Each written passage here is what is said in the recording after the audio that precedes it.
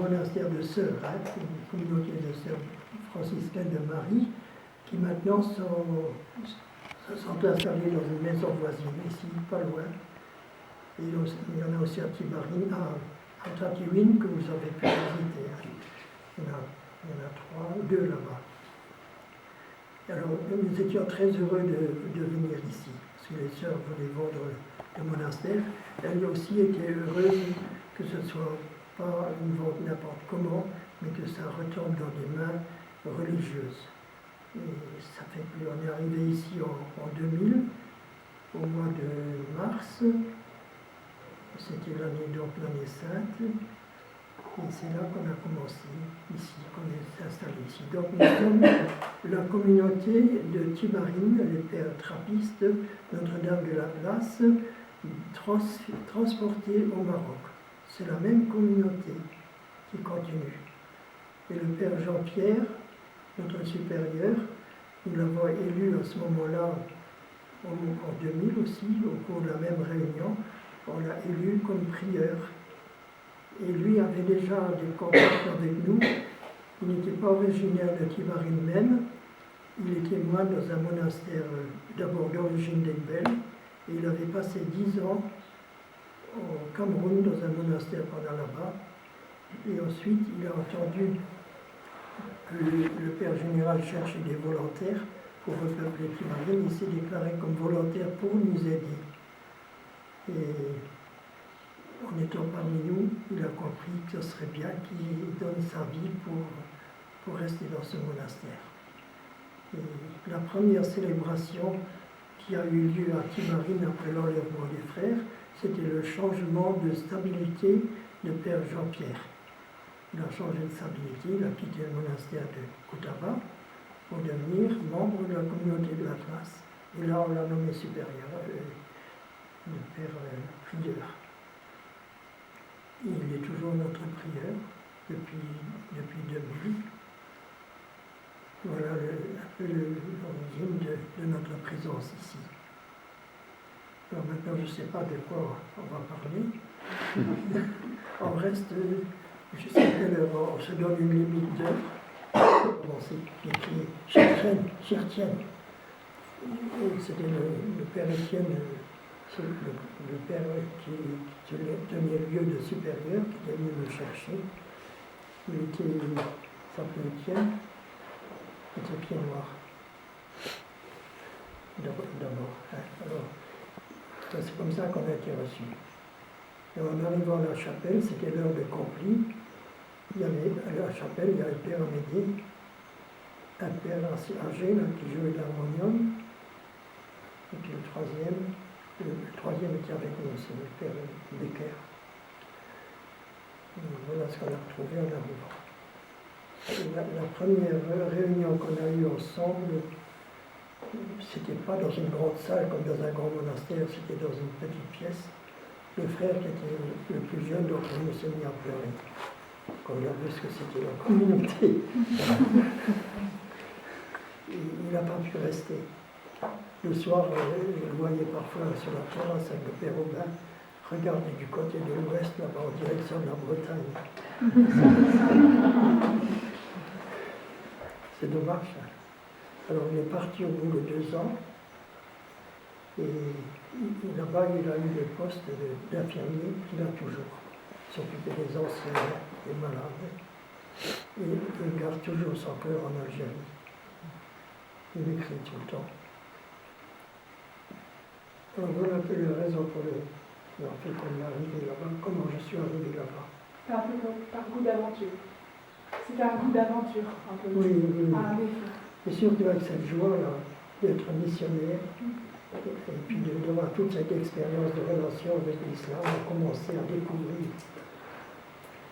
Et puis aussi à le faire dans l'esprit du concile. C'était très agréable. Alors, on a fait toutes sortes d'expériences, pas toujours bien réussies, en particulier dans le domaine de la liturgie. On a eu parmi les premiers une autorisation spéciale de Rome pour concélébrer. Oui, quand on dit la messe comme ici, à plusieurs prêtres autour de l'autel, concélébrer la messe. Alors on a fait des expériences, heureusement, je crois qu'on n'a pas une photo, j'espère, hein, parce qu'il y aurait de quoi s'amuser. On n'a pas l'expérience. Puis autre chose, est-ce qu'il faut s'habiller comme les musulmans? On avait comme idéal dans la tête une parole de saint Paul, juif avec les juifs, grec avec les grecs.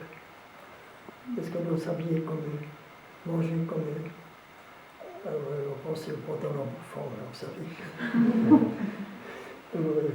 Frère Luc, qui était un ancien, qui était de l'ancienne communauté, nous avait dit, nous avait encouragé à ne pas faire ça, pas manger comme eux, parce qu'on ne tiendrait pas le coup. C'est le premier but, de tenir le coup.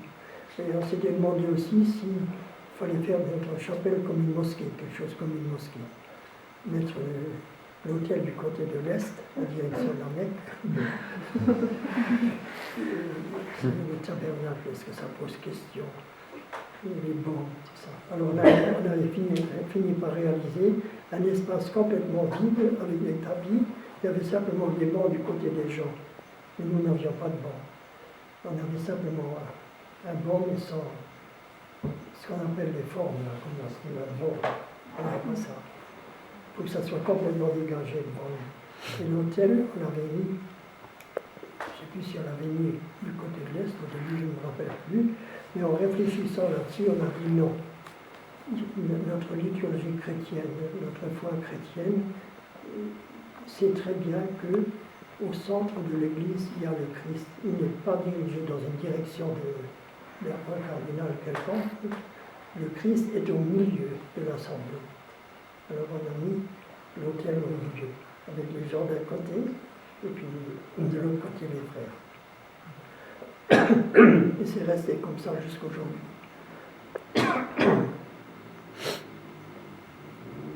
Et les contacts avec les gens étaient difficiles.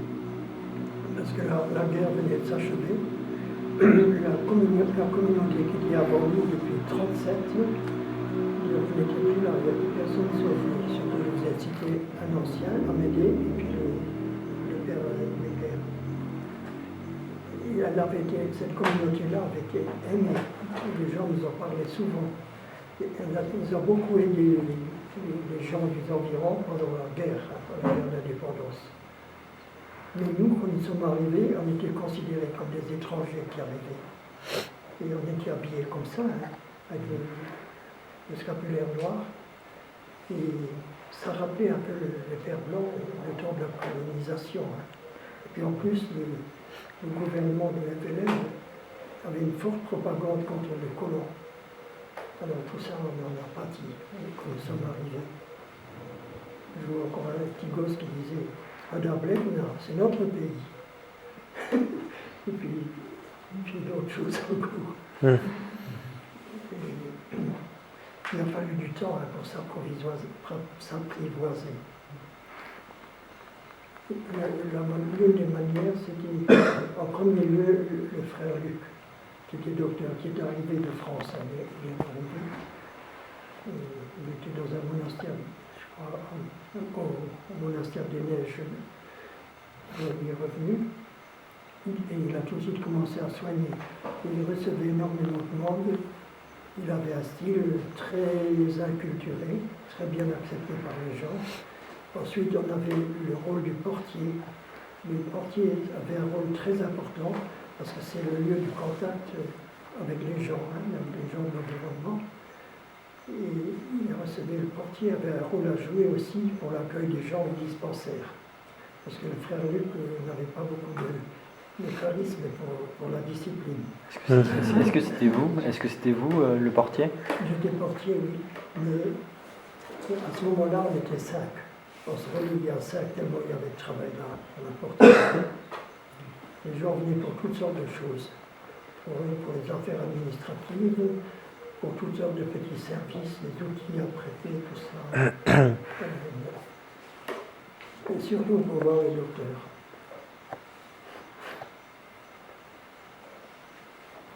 Alors donc il y avait la porterie, le docteur, puis ensuite le jardin. On avait 5 hectares de cultivables.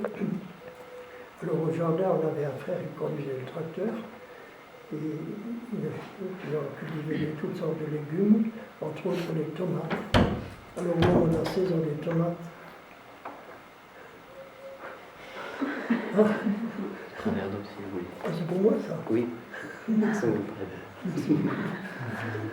Alors au moment de la saison des tomates, on laissait venir les enfants, ils aidaient à cueillir les tomates, ça faisait des liens avec les enfants qui apprenaient à nous connaître, on n'était pas méchants, et qu'on les aimait bien, et ça allait dans les familles, ces relations-là.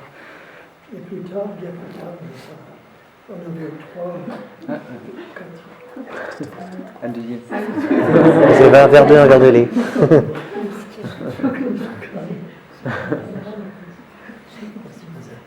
Alors, on avait 4 jeunes pères de famille avec qui on a monté une sorte d'association. Alors, on ne voulait pas que ce soit une association dirigée par les pères, par un patron. Alors, nous autres, on en faisait partie, mais au même niveau que les autres.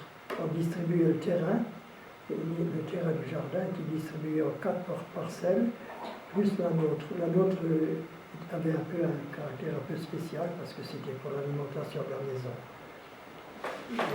Alors, ça s'organisait comme ça.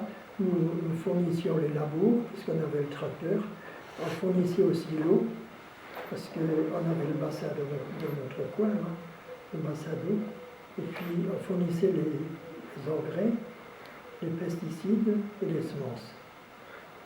Alors, chacun, après, dans sa parcelle, il cultivait ce qu'il voulait. Et après, ils vendaient aussi au marché, eux-mêmes. Et moi, j'ai dû intervenir aussi, parce qu'il y en a au moins 1, 2 qui voulaient que moi je les vende ces produits, et les autres aussi, d'ailleurs. Et puis, ils voulaient aussi que je les fasse la comptabilité. Alors, c'était un rôle un peu difficile de vendre des produits. Par exemple, les tomates, il fallait que je revoie, je leur disais les tomates, ils mettaient les grosses en haut et les petites dessous.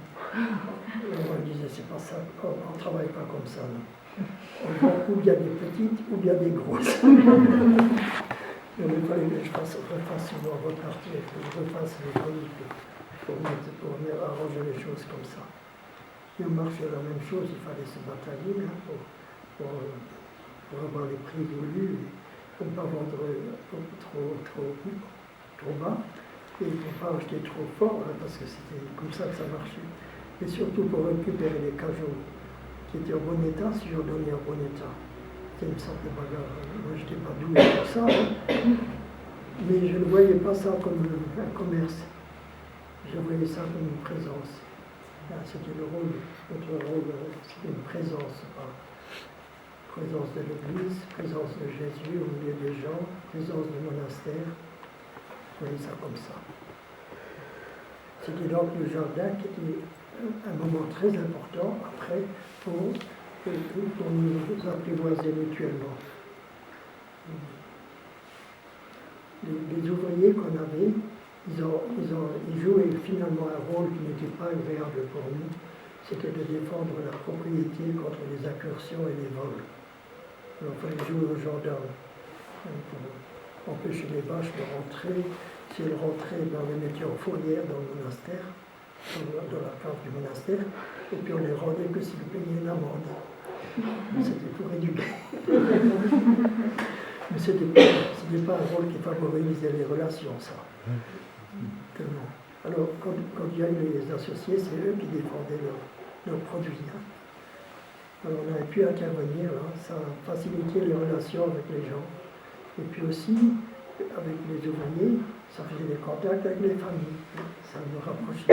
C'était devenu si bien qu'au terme, nous n'étions plus qu'une famille avec les gens. Ils se mentaient en disant c'est notre monastère, alors qu'on était les chrétiens, le monastère chrétien. Ça n'avait aucun rôle dans la relation, la religion pour eux. Et puis, c'est notre médecin par rapport aux autres. On est devenu comme une famille. Et la guerre qui est intervenue après, ça a encore renforcé dans ce sens. On était dans le même sac, on était là, ensemble. Ils étaient en danger commun. Et puis, du point de vue religieux aussi, ils n'avaient pas de mosquée. Les gens du coin, alors pour prier, ils faisaient un espace comme ça, ils traçaient un espace avec des cailloux, et c'était là qu'ils allaient prier. Alors nous leur avons prêté un local qui était en bordure de la clôture, c'était l'ancienne forge, qui était devenue un PMI après, production maternelle infantile. Alors on a prêté ce local-là, ils en ont fait de la mosquée. Ils ont installé le haut-parleur dans un arbre, et juste en face de la porte d'entrée du monastère. Alors on entendait chanter le muezzin, et pendant notre prière, si ça arrivait pendant les vêpres par exemple, on entendait le muezzin, on arrêtait le chant des vêpres, on gardait le silence pour s'unir à eux. Au début, ils considéraient la cloche comme la voix du diable. Mais ça a évolué, vous allez voir. Alors, quand le muezzin, on reconnaissait la voix, on disait aujourd'hui, c'est lui qui chantait. Il chante bien celui-là. Et les autres chantaient moins bien. Voilà, vous voyez le genre. Hein. Et au début aussi, ils pensaient, c'est un peu courant en islam, dans l'islam dur, classique, la prière chrétienne ne vaut rien, parce que c'est des infidèles. Donc notre prière ne valait rien au début. Hein. Et ce genre de relation a abouti au fait que lorsque on sonnait à 2 cloches pour les jours de fête, à une cloche les jours ordinaires, alors eux ils savaient ça. Et puis s'il arrivait pour une raison ou une autre, qu'il n'y ait pas l'office d'une fête à la même heure ou au même jour, ils disaient mais comment ça se fait? C'est pas la fête aujourd'hui? Et ça servait aussi pour régler leur propre journée, hein, le son des cloches.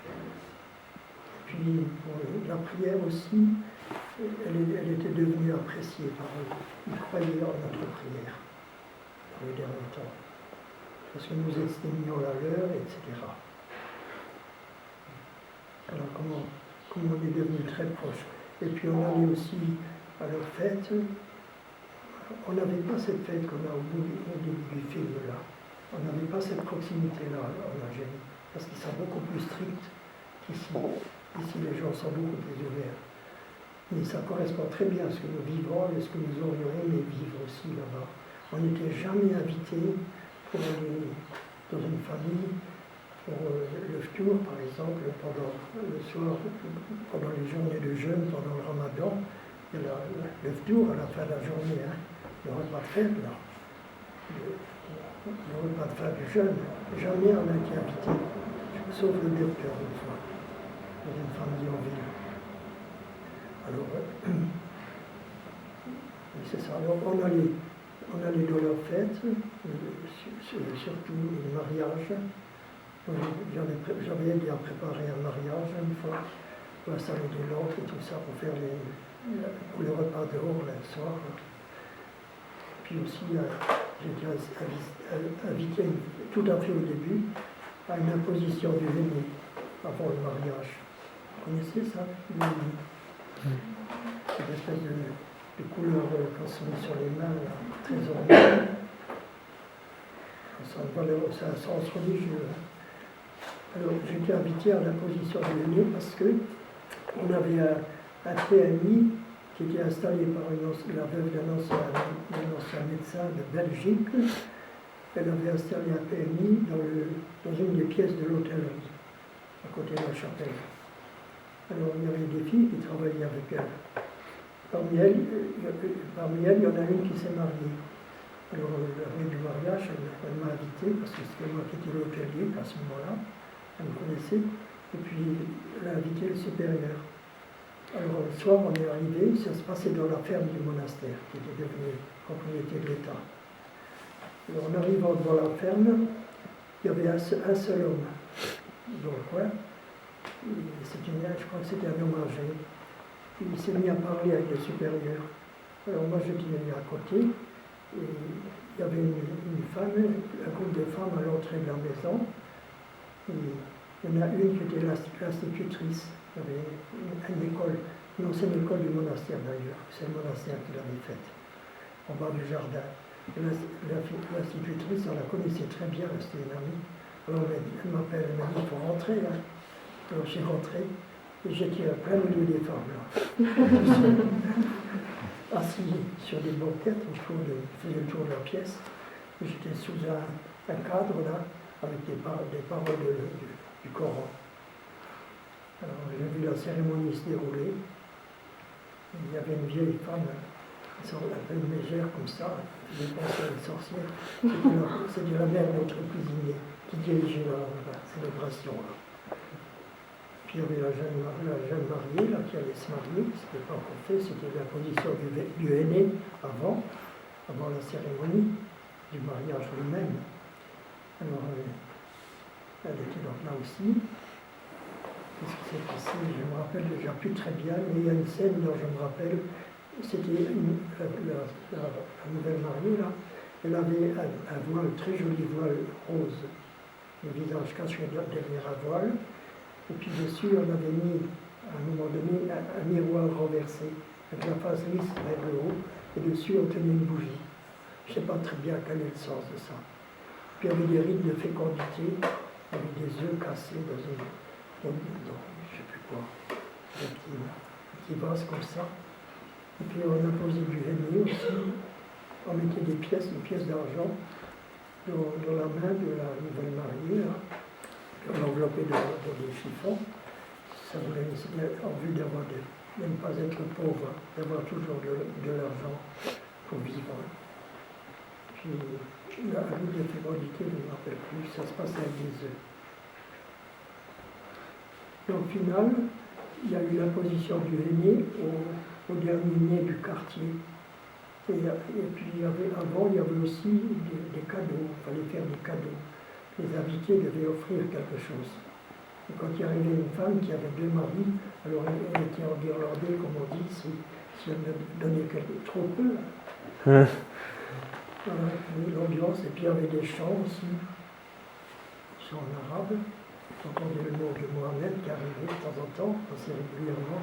Et ce qui me frappait, c'était une sorte de tristesse dans le chant, la manière de chanter.